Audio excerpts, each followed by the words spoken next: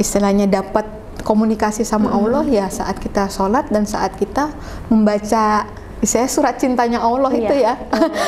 Al-Quran tuh buat saya tuh kayak ya surat cintanya Allah, karena udah paling selamat lah kan, Islam itu selamat ya. Kalau kita turutin itu sudah dijamin selamat gitu. Untuk apa mencoba dengan cara yang lain gitu. Bismillahirrahmanirrahim.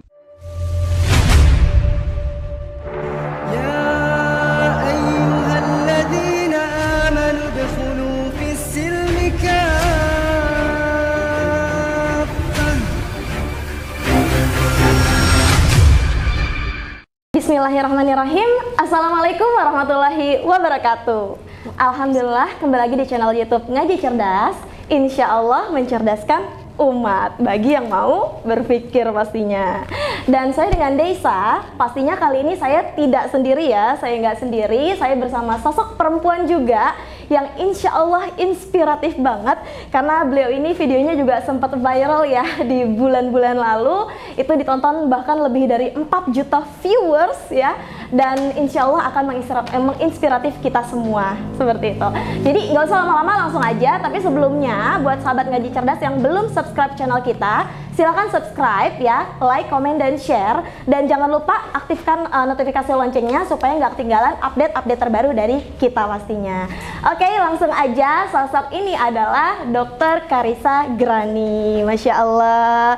Gimana dok kabarnya hari ini? Alhamdulillah. Alhamdulillah ya, baik ya. Baik. Tapi untuk Ramadan kemarin lancar? Alhamdulillah lancar, ya, ada biasa kendala? Wanita ya. Oh ya. 1 minggu lah. Karena sebelumnya juga sering puasa ya, jadi nggak mengalami. Ya alhamdulillah. Nggak mengalami kendala ya.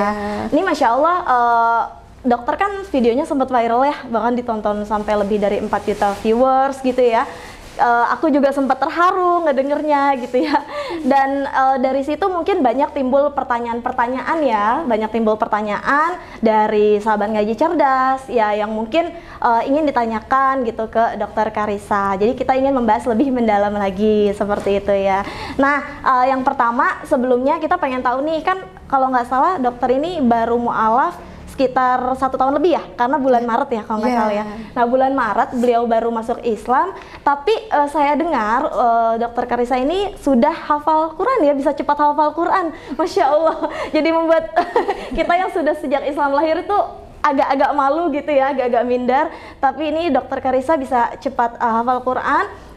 Bisa di-share dok mungkin rahasia atau tipsnya seperti apa? Iya, sebenarnya sih belum ya, maksudnya masih berusaha menghafalkan, karena untuk hafalan juz am aja juga kadang belum lancar juga gitu ya. Tapi ya awalnya tuh memang saya juga agak sangsi ya, apa bisa gitu ya menghafalkan Quran gitu kan, dengan apalagi bahasanya asing lagi gitu. Nah, saya tuh terus terang keterampilan bahasa kurang. Kalau adik saya mungkin itu dia bisa bahasa Jerman, bahasa yang lain gitu. Tapi saya keterampilan bahasa sebenarnya kurang gitu. Tapi Masya Allah gitu ya, saya melihat gitu bahwa kan Rasulullah dan mayoritas sahabat itu kan bahkan umi ya, buta huruf gitu kan. Iya, betul. Mungkin kalau saya buta huruf Arab mungkin ya berarti ya bisa ya kalau Rasulullah bisa gitu kan. Terus saya juga pikir kalau anak-anak mungkin lebih hafal, lebih cepat gitu. Tapi saya balik lagi, tapi Rasulullah juga sahabat itu kan baru dapatnya itu juga bukan di usia yang muda ya, sudah cukup berumur juga gitu kan. Sudah tua juga. Jadi itu kayak motivasi saya juga. Dan Masya Allah lagi janji Allah ya, dalam surat Al-Qamar itu bahkan 4 ayat berturut-turut, ayat yang sama 17, 22, 32, 40 itu bilang bahwa ya Allah sudah mudahkan Quran itu bagi yang mau mengambil pelajaran. Jadi dari situ saya udah niatkan aja untuk belajar seperti itu. Saya percayalah kalau Rasulullah itu kan dan sahabat-sahabat itu nggak menjadikan itu beban sepertinya ya, bahkan mereka tuh seperti antusias banget gitu sampai menantikan ayat-ayat itu diturunkan gitu. Jadi saya menyiapkan itu saja, hanya niat kemudian menyiapkan antusias itu gitu. Nah, untuk saya yang sebenarnya IQ-nya sih nggak cerdas di rata-rata gitu, benar, sejujurnya itu di rata-rata aja gitu, bukan yang cerdas banget, tapi ya mungkin saya juga baru tahu ya arti nama saya itu, katanya di bahasa Arab Karissa itu tekun, istiqomah gitu. Makanya nggak ganti nama karena artinya udah bagus ya. Jadi saya itu Mbak, kemana-mana itu bawa notes kecil waktu awal belajar itu. Jadi kalau baru tahu ada doa yang bagus gitu, saya tulis Arabnya sama Indonesianya, notes segini doang gitu. Jadi masuk ke kantong bisa, ke tas bisa. Nah terus habis itu doa saya tulis, kalau ada apa namanya tadi ayat yang bagus juga saya tulis di situ gitu.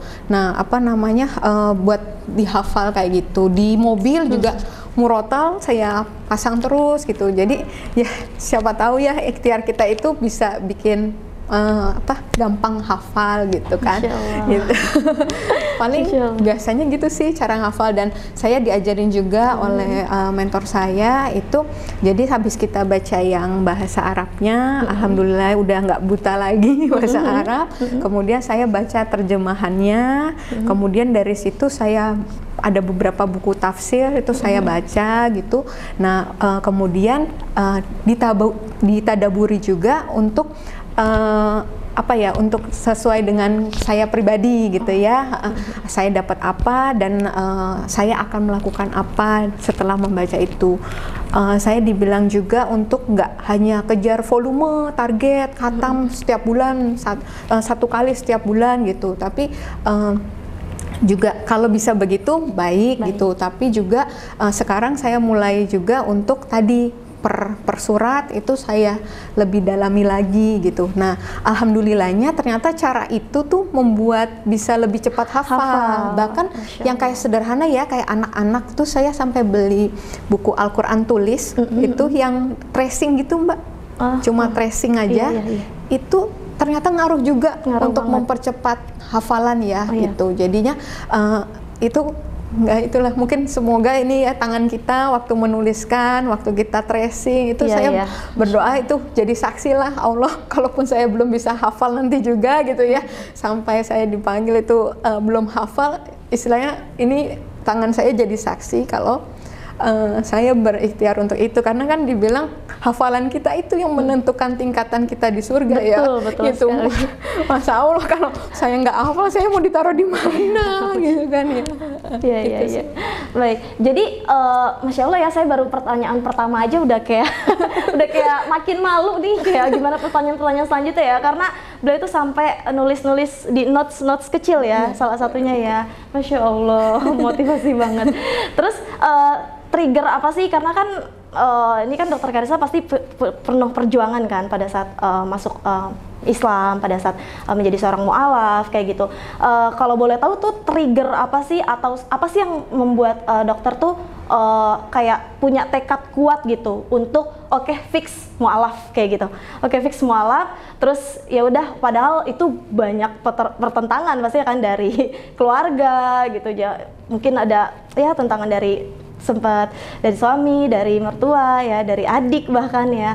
Itu gimana Dok? Apa sih sesuatu yang membuat dokter tuh fix masuk Islam, yakin dan teguh? Iya itu alhamdulillah ya. Istilahnya sampai yakin, sampai rela ngorbanin banyak hal ya. Iya, banyak sekali yang dikorbankan. Iya, kalau saya ingat-ingat itu ya gini, jadi saya itu setahu saya ya, risetnya Mu'alaf Center itu bilang kalau alasan mu'alaf itu ada 3 biasanya. 68% itu karena pernikahan, yang sekitar 20%-nya itu karena memang belajar dan mendapat keilmuan dari situ gitu. Dan yang terakhir itu sisanya kayak hidayah langsung, mungkin kayak yang dapat mimpi atau mungkin bernazar seperti itu. Nah, mungkin saya karena alhamdulillahnya masuk di golongan yang kedua, yang karena hasil dari belajar, yang mencari ilmu itu.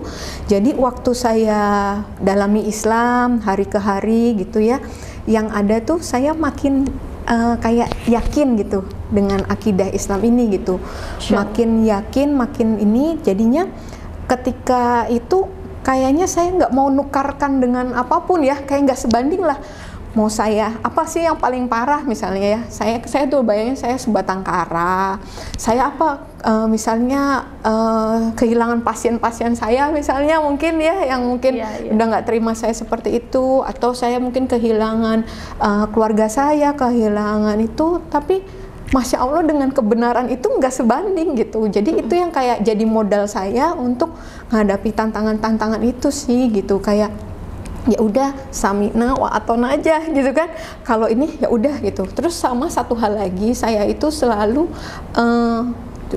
mencoba untuk husnuzon billah ya. Apa jadi kalau hadis riwayat Imam Bukhari bilang kan Allah bilangnya aku menuruti prasangka hambaku terhadapku kan, jika berprasangka baik ya kebaikan buat dia gitu kan, makanya nggak boleh kita berprasangka selain yang baik-baik kepada Allah. Jadi walaupun ya saya tahu teman saya juga membukakan bahwa pasti hancur Cak, pasti berantakan kalau sampai gini, cuman saya lebih mau memilih untuk prasangka yang baik aja sama Allah gitu kan. Jadi apapun yang terjadi udah, yang penting saya sudah dengan Allah dan yang benar gitu. Itu sih yang jadi pegangan saya saat itu. Masya Allah. Terus sebelum masuk Islam gitu ya, sebelum masuk Islam biasanya kan kita kayak pengen tahu dulu ya dok ya, maksudnya mencari tahu dulu tentang Islam seperti apa. Sebelum masuk Islam ada nggak dokter kayak nyari-nyari tahu tentang Islam gitu dengan dengerin ceramah atau tausiah ustadz tertentu gitu, atau mungkin ustadz siapa mungkin? Iya, dulu itu saya sering dilihat di YouTube ya, Dokter Zakir Naik. Dokter Zakir Naik, saya juga suka nonton, suka banget kalau nonton banget itu, Masya kan, Allah. soal itu kan, itu saya baca, saya dengar, nonton, kemudian termasuk Ustadz Felix ya, bukan karena di Al-Fatih nih ya, itu sejujurnya itu memang saya waktu itu ya pengennya sih pencarinya yang ahwat juga gitu ya, cuman kebanyakan itu yang saya lihat tuh banyakan yang ikhwan waktu saya cari itu gitu. Paling yang ahwat itu ada Kak Tere gitu ya, nah itu saya perhatikan beliau. Kemudian kalau waktu untuk belajar tentang akidahnya, kemudian tata cara sholat sebagainya, saya yang kan biasanya kalau YouTube tuh ada sebelah-sebelahnya ada teman-temannya apa gitu ya, itu ya Ustadz Adi Hidayat, kemudian saya tahu dari Ustadz Felix ternyata yang mengislamkan itu yang membawa menuntun syahadat Ustadz Fatih Karim, itu saya baca terus ya lingkungan itulah ya. Kemudian kalau sejarah itu saya biasanya dengarkan Ustazah Oki ya, itu beliau ngomongin biografi atau sejarah tuh bagus, termasuk juga Ustadz Firanda itu juga kalau bahas biografi itu detail banget. Itu saya itu sih rata-rata itu baru berkembang setelah masuk Islam ya. Itu yang baru saya lihat sebelum dalemin banget Islam gitu. Masya Allah. Jadi belajarnya juga dari banyak ya, nggak hanya satu ustaz aja. Betul. Kayak gitu. Karena kan mungkin baru ini ya newbie, ibaratnya newbie. Jadi kita harus nyari banyak referensi kayak gitu. Begitupun bacaan, mungkin dengar ceramah kayak gitu ya pastinya ya. Baik, sebelumnya kan dokter nih videonya viral tuh ya. Ini mewakili pertanyaan saya juga ya by the way. Jadi ini yang paling saya pengen tahu kayak gitu ya, dan mungkin sahabat ngaji cerdas juga ada beberapa yang mungkin belum paham kayak gitu ya. Sempat dokter itu menyebutkan bahwa ternyata Islam itu bukan hanya sekedar agama tapi sebagai ideologi. Nah, itu mungkin boleh dijelaskan tuh dok, seperti apa? Mungkin dari sahabat ngaji cerdas belum begitu paham, seperti itu boleh dijelaskan. Semoga nggak salah ya pernyataan saya itu. Nah, jadi gini, waktu saya sempat di pondok pesantren Mu'alafah yang di Sentul itu, kan pembinanya Umi Irina Handono. Nah, beliau itu prinsip pengajarannya itu saya memang nggak boleh dengan satu pengajar aja, misalnya dengan beliau saja gitu, tapi beliau mengundang beberapa ustazah untuk ngajar saya. Nah, kalau beliau kan spesialisasinya di kristologi ya, itu perbandingan agama. Kemudian saya diundang lagi ustazah lain yang terkait akidah, terus ada lagi yang nanti terkait fikih. Nah, ada satu lagi nih Bu Ustazah Busari namanya, itu beliau mengajarkan tentang syariah, siasah, politik ya Islam, kemudian syakhsiyah Islam, kepribadian Islam. Nah, itu saya tertarik banget gitu ya. Saya selama ini melihat Islam tuh kayak beda ya, tapi saya nggak tahu bedanya tuh di mana gitu ya. Sampai saya akhirnya mempelajari itu dan seperti menemukan jawaban. Oh, itu sebabnya kenapa kok saya melihat Islam tuh berbeda. Jadi kalau pada umumnya agama pada umumnya itu mengurusinya hanya tentang ibadah, tentang akhirat gitu ya, tentang surga neraka gitu kan, kalau di Islam nanti ada pahala, ada ibadah seperti itu.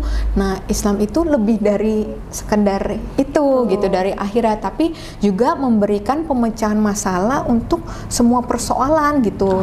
Apa habul minallah terhadap Allah, terhadap diri kita sendiri, hablum minan nafsi, kemudian terhadap manusia yang lain, minanas ya. Nah, itu jadi lengkap juga, ada politik, ekonomi, sosial, budaya, pemerintahan, pendidikan juga diatur semua gitu ya. Masya Allah gitu ya. Yang duniawinya juga tuh lengkap banget, sempurna banget gitu. Dari bangun tidur sampai tidur lagi, dari lahir sampai meninggal ya kan, itu semua ada gitu loh. Kalau kamu gini, kalau ini gitu ya. Itu yang saya lihatnya, itu perbedaannya sih gitu. Jadinya di situ nggak ada yang seperti ini gitu ya. Memang benar kan, dalam Al-Quran juga disebutkan innad dina indallahi Islam gitu ya. Di Ali Imran ya, ayat 19 itu apa namanya, ya memang yang sesungguhnya agama yang diridhoi di sisi Allah ya hanya Islam gitu. Dan di Al-Maidah juga ayat 3 itu kan dibilang, pada hari ini Allah aku menyempurnakan agama ini bagi kalian gitu, memberikan nikmat pada kalian dan terhadap ya agama ini gitu. Jadi udah Masya Allah, Allah buat agama ini tuh sempurna banget gitu. Bahkan yang saat saya mencari kelemahannya gitu susah gitu. Even yang orang Islam mungkin sendiri masih agak nggak setuju atau pro kontra di misalnya ya poligami gitu ya, itu pun ketika saya dalami juga itu ternyata Masya Allah gitu ya gitu. Bahkan ternyata mungkin konsep poligami itu berbeda ya pada yang sekarang ini gitu kan. Poligami itu sebenarnya ada dua, poligini dan poliandri. Kita tuh agak salah kaprah gitu kan, bahwa sebenarnya yang laki-laki satu perempuannya lebih dari satu itu poligini gitu kan. Yang perempuannya satu laki-laki banyak poliandri gitu. Kalau poligami dua itu gitu.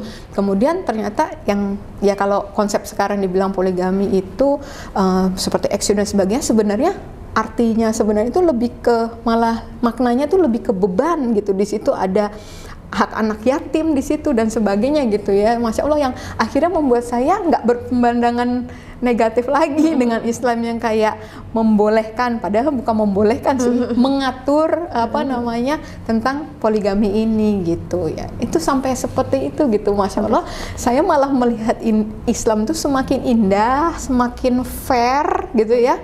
Ketika ya memang ya, ketika enggak gitu, ketika lemah nggak kuat ya harus dilindungi dengan cara bagaimana gitu, bukan yang naif atau gimana gitu. Itu tapi pada saat mentadaburi Quran itu kan dokter sempat bilang ya bahwa nggak ada yang bertentangan gitu ya dengan hati dokter kayak gitu. Nah itu sedangkan mungkin banyak biasanya kita ini yang justru dari Islam kan kalau baca malah banyak timbul pertanyaan kayak misalnya maksudnya apa kayak gitu ya, dan mungkin kelemahannya kita kurang mencari tahu. Nah pada saat itu dokter memang betul-betul nggak ada yang bertentangan dengan hati seperti itu pada saat mentadaburi Quran.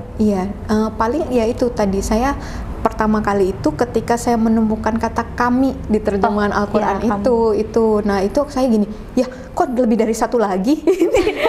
Itu sempat kayak gitu ya? Di batin tuh sempat begitu dulu. Tapi ya tadi saya selalu husnuzon dulu gitu ya, husnuzon dulu. Ini pasti ada penjelasannya gitu. Jadi saya ketika ada sesuatu yang gimana itu saya ketika itu saya langsung pasti ada penjelasannya. Dan waktu saya pelajari, saya bertanya, saya cari tahu, itu ternyata kata kami itu bukan artinya lebih dari satu, tapi seperti kayak itu bentuk pengagungan, penghormatan ya. Ketika kayak misalnya saya menyampaikan sambutan atau pidato kan bukan saya memakai bahasanya saya, tapi memakai bahasa kami gitu kan, lebih formal, lebih terhormat gitu kan untuk menyebutnya kami. Satu itu. Kemudian yang saya tahu juga itu ketika misalnya pesan itu disampaikan tidak secara langsung oleh Allah kepada Rasulullah, tapi melalui malaikat, jadi disebutnya dengan sebutan kami, seperti itu. Akhirnya ya sudah, ketika yang saya temukan jawabannya itu sudah nggak ada gitu. Yang maksud saya nggak ada pertentangan itu ketika kadang seringkali kalau sebelumnya itu saya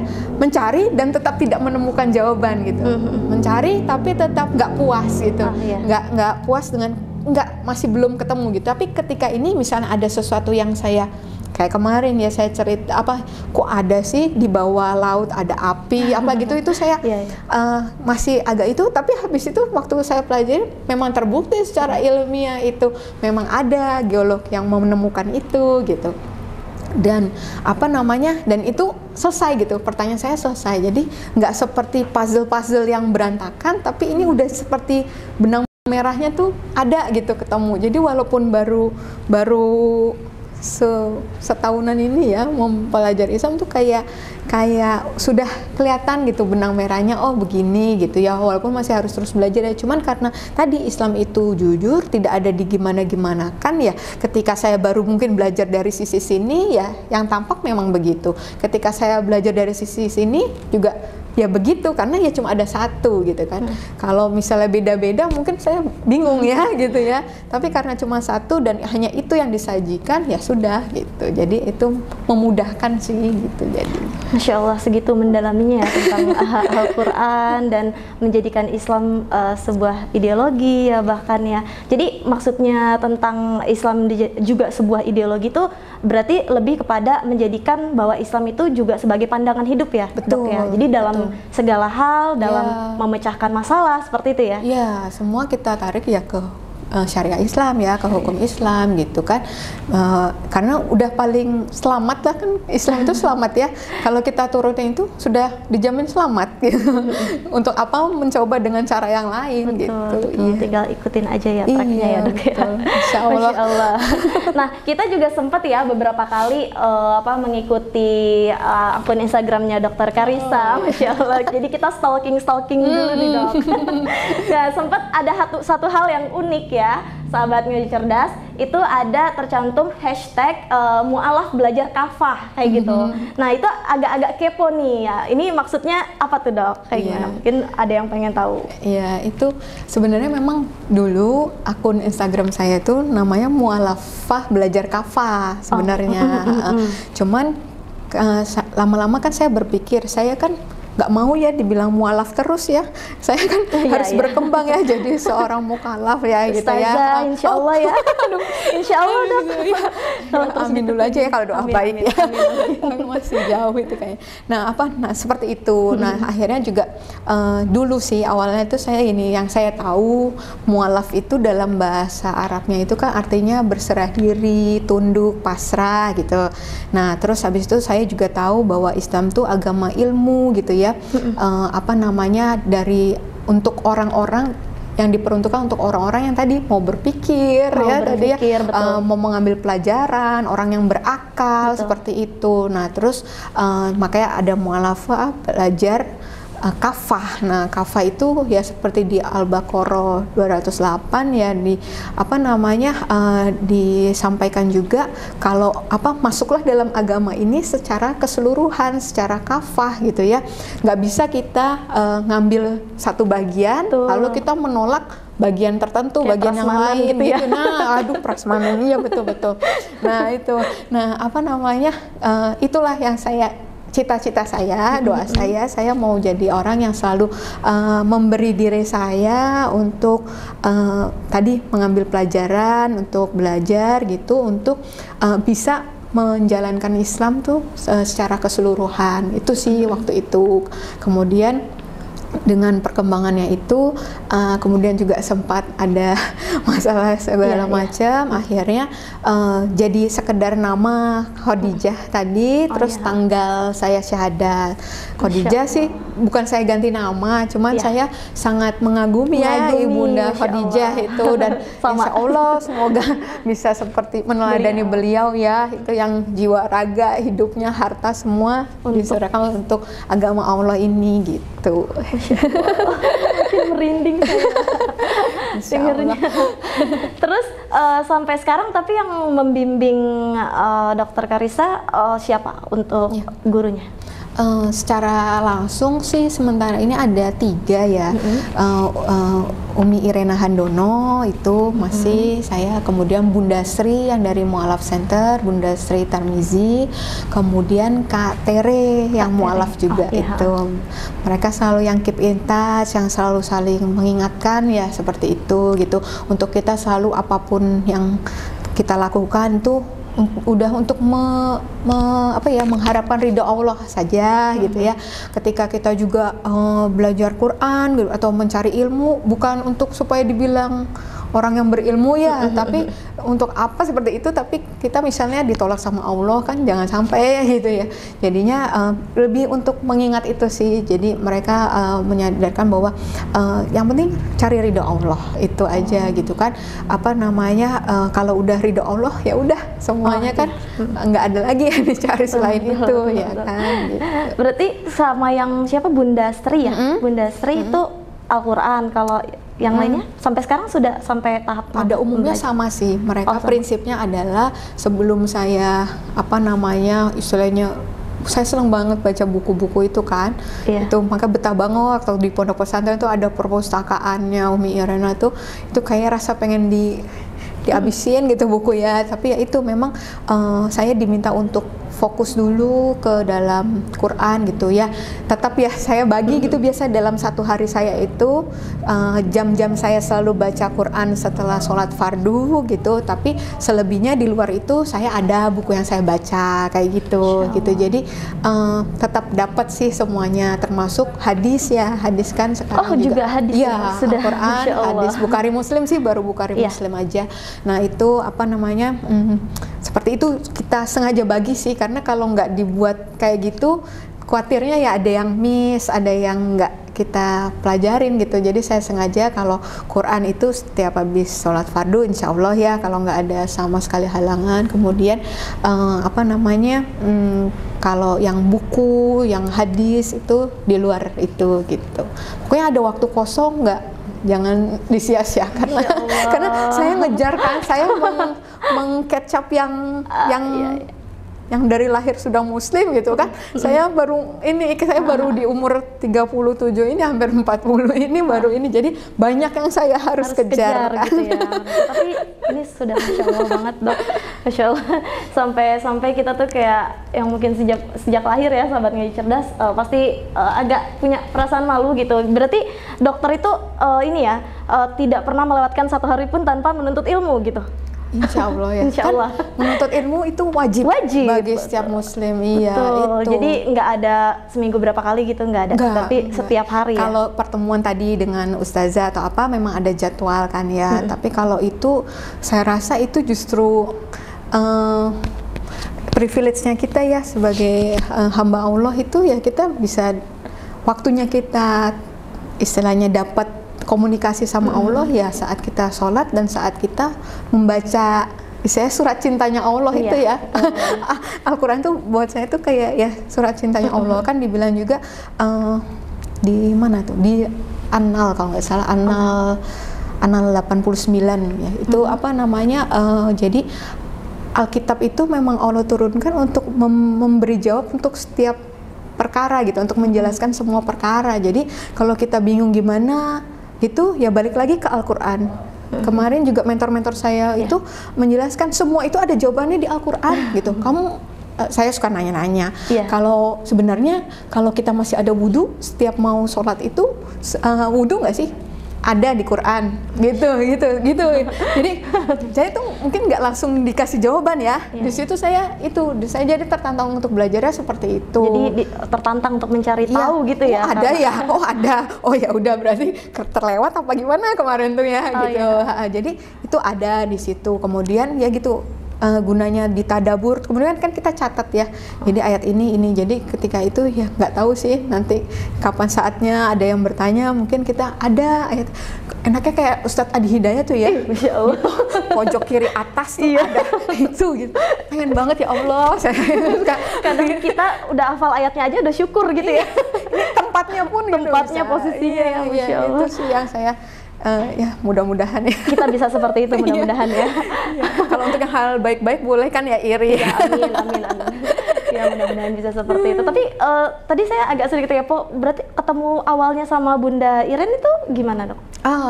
Kalau ketemu Bunda Iren itu sebenarnya itu awalnya itu kan saya dapat yang buku dari adik saya itu, saya waktu awal-awal diskusi tentang rencana saya untuk mualaf itu, adik saya memberikan buku referensi, coba kamu baca bukunya Dr. Robert Morey, judulnya Islam Invasion gitu kan, itu bukunya 300 halaman gitu. Nah terus memang kayak analitik banget gitu ya, ilmiah banget gitu ya. Betul.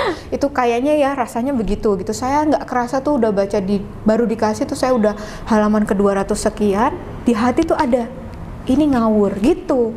Di hati saya tuh ada perasaan seperti itu. Lalu saya berpikir gini, nggak mungkin ya ini buku udah lama, nggak mungkin orang Islam itu tinggal diam gitu. Saya tanya ke orang-orang, ada yang bisa jelasin ini nggak? Bisa jelasin ini nggak? Maksudnya istilahnya bisa counter pernyataan di buku ini nggak gitu kan? Kebetulan yang saya tanyakan susah untuk menjelaskan. Kemudian saya cari lagi di Google gitu ya, jawaban buku Islam Invasion. Saya yakin pasti ada jawabannya gitu. Dan alhamdulillah keluarlah buku Islam Dihujat karangan Umi Irena Handono itu. Saya baru baca bukunya, itu langsung saya pesan online. Pas datang ke rumah tuh saya bungkus kertas kado ya, sampulnya itu ya, karena kan waktu itu masih sembunyi-sembunyi. Nah itu saya baca kemana-mana, saking penasarannya gitu ya, saking penasarannya saya baca mana supaya cepat selesai. Karena tebel juga gitu, karena kan yang di counter bukunya juga 300 halaman ya, jadi buku Umiren mungkin 2/3-nya dari itu.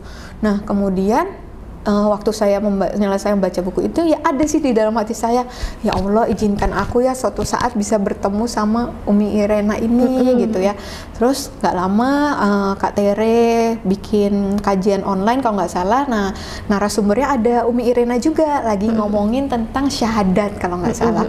Ada juga di batin tuh rasa kebetulan, maksudnya qadarullah banget ya? Iya, qadarullah banget. Itu tuh berurut gitu ya, berurut. Terus saya waktu dengan kajian tuh gini, ngelihat lagi sosok Umi Irena, kan saya belum kenal ya tokoh-tokoh di dalam Islam itu, jadi satu persatu itu karena ya Allah di hati aja gitu batin, ya Allah pengen ya ngomong ke Kak Tere, kenalin dong sama Umi Irena, tapi ya ngapain ya buat kayak gitu, kalau Allah kehendaki pastilah nanti suatu saat bisa dipertemukan, dimudahkan gitu, batin saya gitu. Nah qadarullah kejadian yang saya sampai harus harus diungsikan dulu ya sementara waktu itu, ternyata tim lawyer kemudian teman-teman itu membawa saya ke Pondok Pesantren Mu'alafah yang ternyata di dalamnya itu pembinanya adalah Umi Irena Handono. Jadi waktu saya datang itu, saya depan-depan dengan Umi Irena, saya nangis. Masya Allah. Umi, saya baca dulu bukunya. Sayang ini saya nggak kebawa karena saya waktu saat itu cuman yang di badan aja, nggak sempat bawa apapun gitu kan. Jadi bukunya ada Umi di rumah, mudah-mudahan nggak hilang. Alhamdulillah nggak hilang, masih ada ternyata. Nah itu. Tapi sampul kadonya sudah hilang, mungkin sudah dibuka. Nah itu apa? Sudah nggak sembunyi-sembunyi. Ada yang membuka berarti ya. Membuka. Nah itu kemudian apa namanya? Itu ya itulah pertemuannya itu udah qadarullah semua ya. Ternyata lawyer saya itu dulu adalah tim kuasa hukumnya Umi Irena juga waktu kasus gitu. Jadi ya udah jalannya Allah semua ya.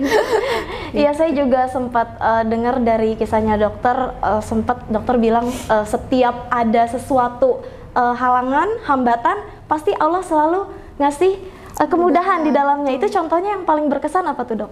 Banyak banget itu, banyak banget sampai itu kesimpulan itu tuh sampai saya ambil tuh karena ya itu tiap hari Mbak. Bukan tiap hari. Kadang zuhur kita dengar berita tertentu yang buruk gitu ya.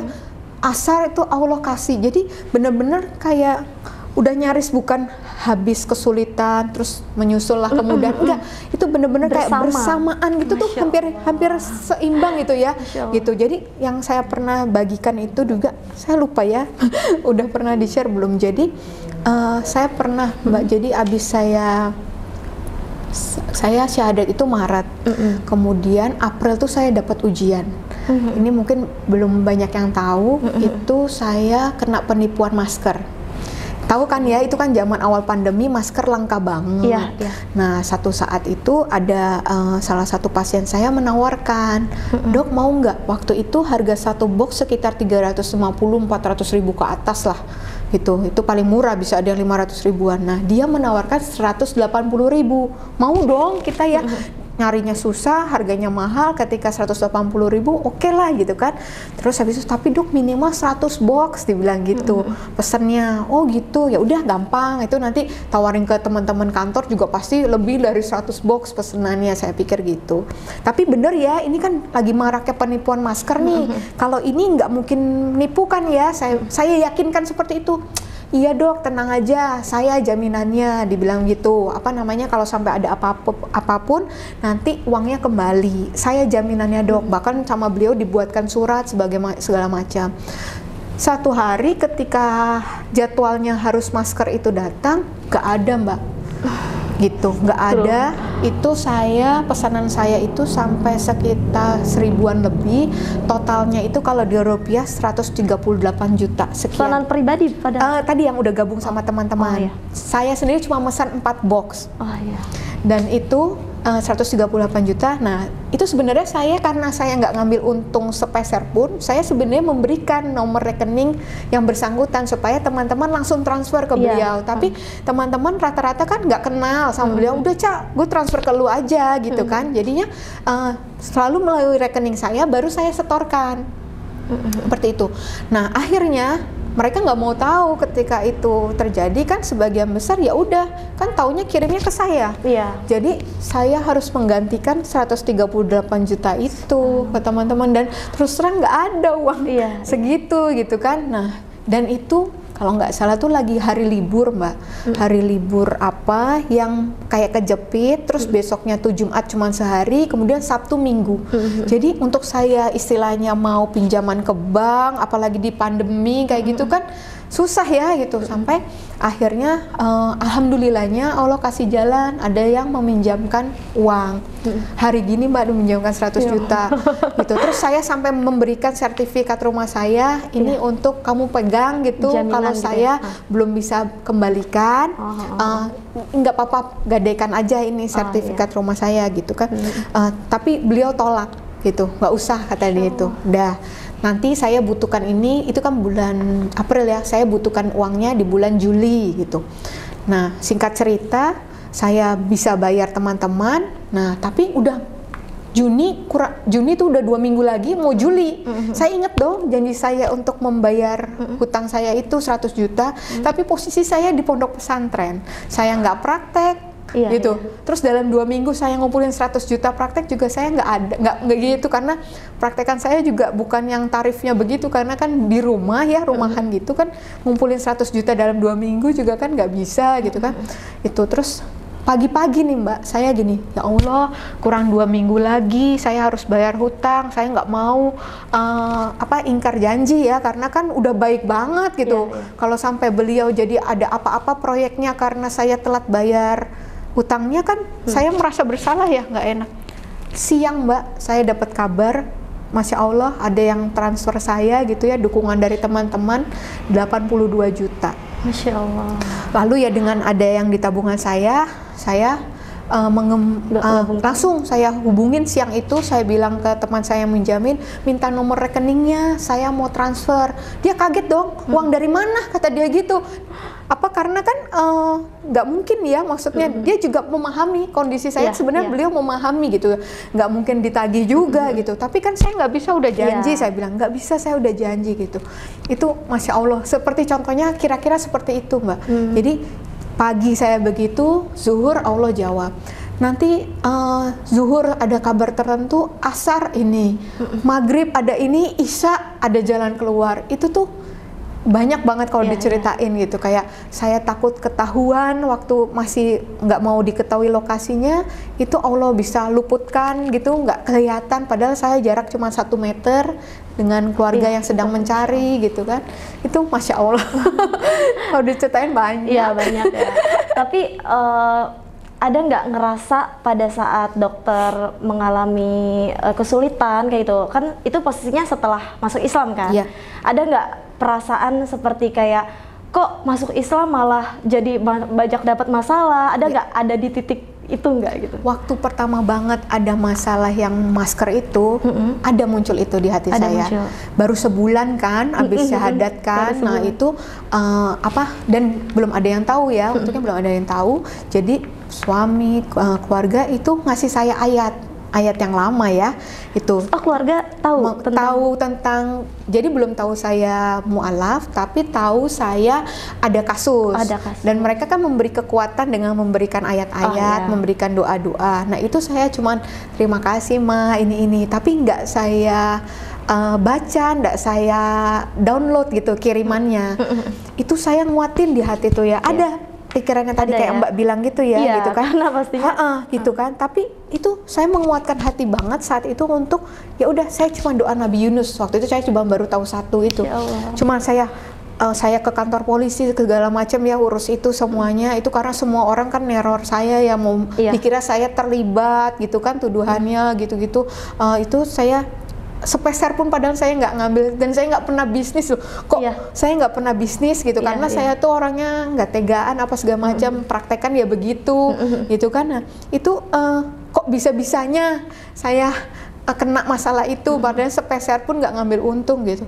Nah itu saya udah cuman la ilaha illa anta subhanaka minaz zalimin, itu terus saya itu udah ada, ketika ada muncul misalnya kayak bisikan atau apa, yaudah saya zikir terus aja gitu untuk nguatin saya untuk ini. Alhamdulillah ya, memang Allah kan hanya ya uji aja gitu, uji ketika kita ternyata lewat ya udah gitu. Ternyata sudah sebegitu saja selesai gitu. Dan ternyata itu bukan satu hal yang kayak menarik lagi untuk dibahas malah ya kita nganggapnya ya. Jadi kalau dulu kayaknya itu sesuatu yang berat banget. Sekarang kadang kita kok aku sampai segitunya, kayak sedikit mentertawakan kesulitan yang dulu malah ya.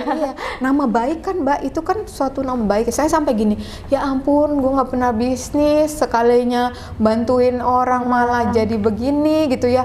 Ini kalaupun saya kembalikan uang mereka pun, ketika saya nanti mungkin saya jualan atau apa, mungkin mereka udah hilang kepercayaan dengan saya kan. Tapi gini, saya balik lagi, ya udah, so what gitu. Kalau misalnya kalau orang udah nggak percaya saya lagi, kenapa? Jadi udah pasrah, udah sampai begitu. Tawakal kalau gitu. Nama baik kamu jelek, ya udah gitu kan.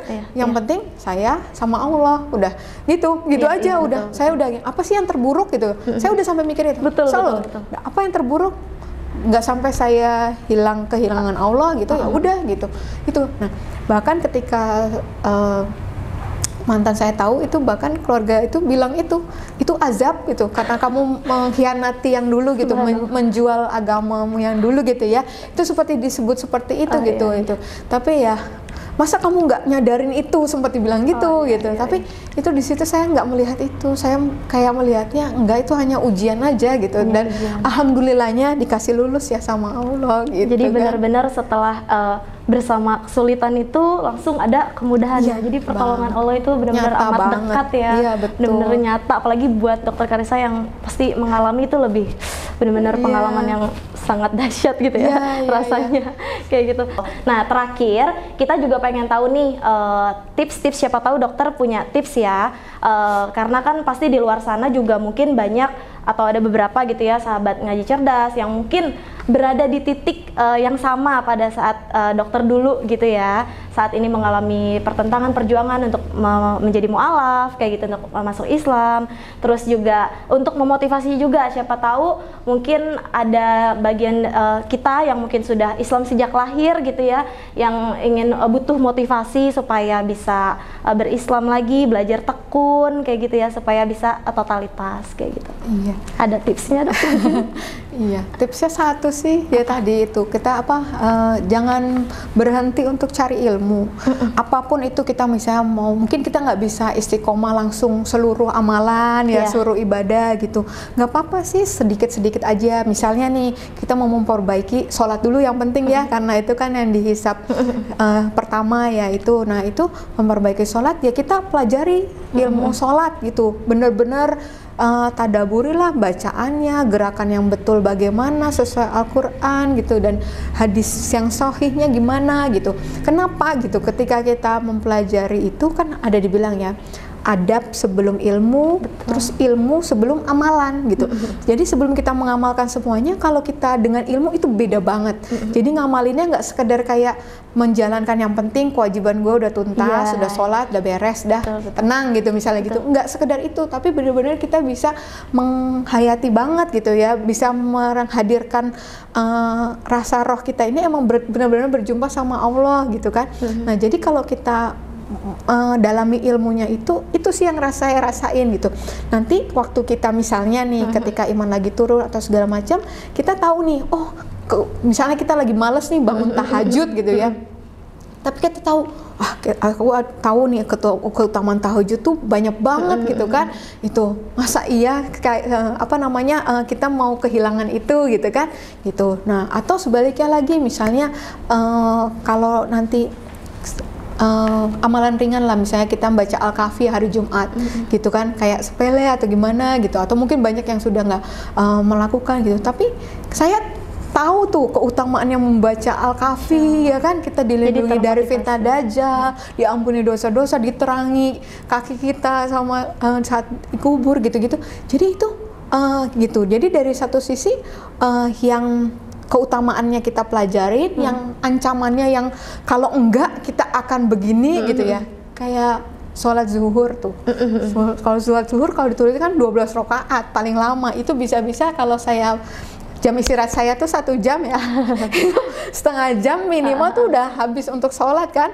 Belum sempat kemana-mana itu berarti kan untuk saya makan itu nggak banyak pilihan. Tapi kalau kita sadarin gitu kan barang siapa yang melakukan 4 rakaat sebelum zuhur dan 4 rakaat sesudah ini maka diharamkan neraka baginya. Masa Allah kita cuma 12 rakaat aja masa nggak mau lakuin gitu kan. Aku merinding.